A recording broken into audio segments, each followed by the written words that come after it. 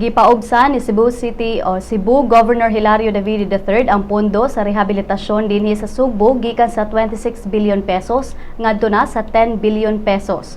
Mato ni Davide nga gibase niini ang maong adjustment sa mga rehabilitation plans ug report sa mga local government units ug report sa Task Force Paglig-on ni Chief Baltazar Tribunalo. Butyag ni Tribunalo nga ang target sa Task Force Paglig-on mao ang pagtukod og 12,000 ka mga panimalay sa 12 ka mga local government units sa Northern Cebu. Dugang niini nga paubsan sa Task Force ang kantidad sa kada balay nga tukuron gikan sa 250,000 pesos ngadto na sa 70 to 80,000 pesos. Aduna pay tulo ka mga LGUs ang wala pa kasumiter sa ilang mga rehabilitation plans apan wala na gibutyag ni Tribunalo ang tulo ka mga lugar.